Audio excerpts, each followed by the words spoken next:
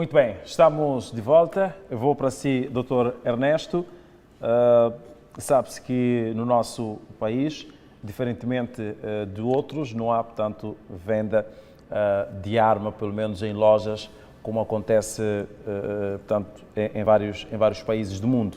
E a arma designada AKM é uma arma de uso exclusivo das Forças de Defesa e Segurança, pelas suas, digamos, capacidades de criar o dano pelo qual foi fabricada.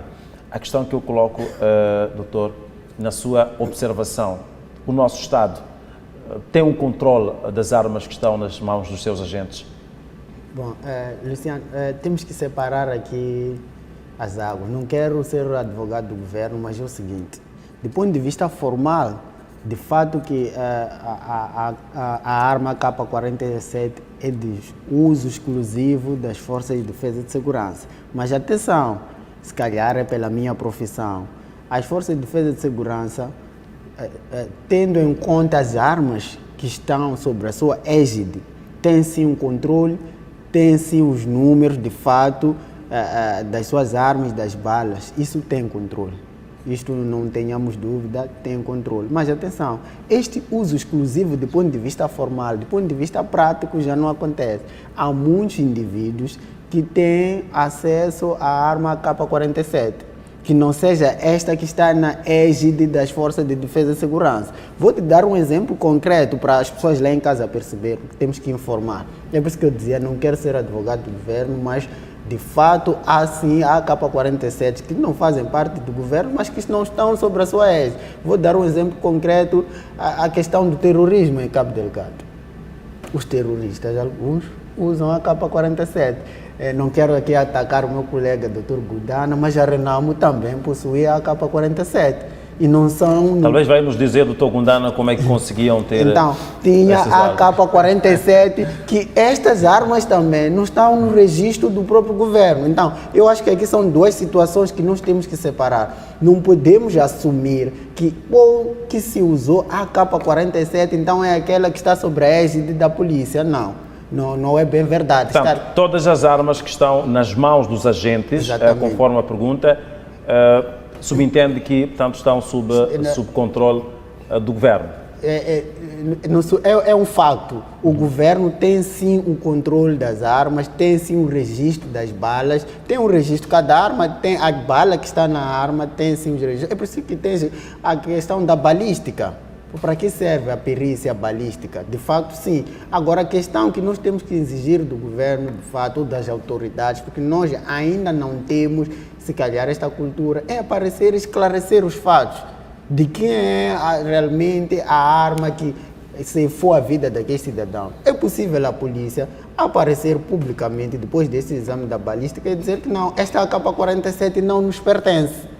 É uma arma fora dos nossos registros. Porque todas as armas que fazem parte da égide da polícia, a polícia tem o seu registro. Assim também vai esclarecer a sociedade. Mas o que tem acontecido é que não tem havido muito esclarecimento à sociedade em geral de quem são as armas ou quem realmente perpetuou aquele crime. E quando se fala de crime organizado, nós temos que perceber uma coisa. Não quer dizer, não podemos assumir que realmente quem ceifou a vida daqueles agentes são polícias, de fato, pode não ser polícia, mas o crime organizado controla as instituições, pode dizer que não, eu agora vou se calhar numa missão X, esquadra Y, Z, não tomem posições, sejam omissos, porque o crime organizado controla as instituições, é por isso que eu dizia que o crime organizado está dentro e fora. Estando dentro e fora, é difícil o governo, o Estado ter o controle de fato de como é que as coisas acontecem. E aí entra a componente investigativa. A nossa investigação, nesse tipo de crime, nós ainda não vimos de fato crimes, tirando o crime do jornalista Carlos Cardoso, que eu acho que até é um bom exemplo. Usou-se a K-47. Mas o Carlitos, que usou a K-47 para eliminar o jornalista Carlos Cardoso, não era a polícia. não fazia parte das forças de defesa e segurança, mas trazia ou portava consigo uma AK-47. Quantas vezes nós vimos bandidos abatidos com a AK-47? Então, para dizer o que é com isso? Que nós, realmente, o que nós temos que exigir do governo neste momento é que haja responsabilização, é que o governo venha esclarecer ao público de quem são as armas que foram usadas, ou, se possível, esclarecer que pertencem ou não à polícia. Isto então, é fundamental. Doutor Ernesto, está a assumir que o crime organizado chegou ao nível de controlar até um posto policial ou uma esquadra ou uma instituição pública?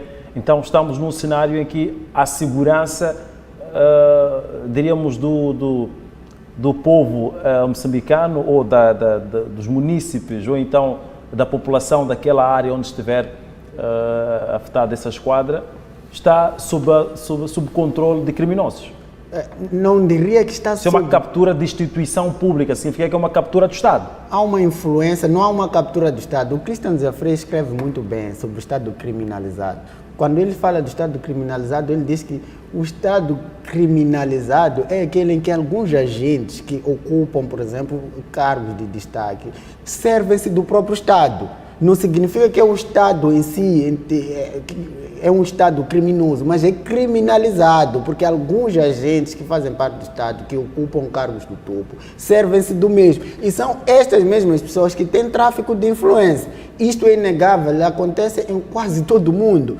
Agora, a questão é como é que o Estado, como é que as instituições de justiça e de segurança reagem a isto? Porque para expurgar o crime que está dentro é algo muito sensível e difícil de se detectar. Mas não há sombra de dúvida que realmente em Moçambique temos crime organizado. É só tu veres como os raptos são feitos, é só tu veres como este tipo de crime tem acontecido à luz do dia. E só para terminar, este tipo de crime, o único crime, eu já vinha dizendo, que foi muito bem esclarecido, foi do jornalista Carlos Cardoso. Tivemos o Anastácio Matavel, que só se descobriu porque as pessoas que cometeram o crime capotaram com a viatura, descobriu-se também que eram agentes da polícia. Mas os demais crimes, o professor Sistaque, até hoje nós não temos informação, o Elvino Dias, até hoje não temos informação,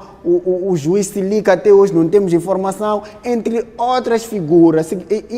E a forma como a vida foi ceifada foi da mesma forma. Então, Muito isto bem. nos leva a crer que realmente estamos em face do crime organizado. E o crime organizado, só para terminar, atenção, não são apenas os agentes da polícia que cometem, não. São bandidos individuais, com a ajuda de alguns agentes, que podem até ser agente, assim como não agente. Não, é por isso que nós chamamos de crime organizado. Muito bem. obrigado. Doutor Gundana.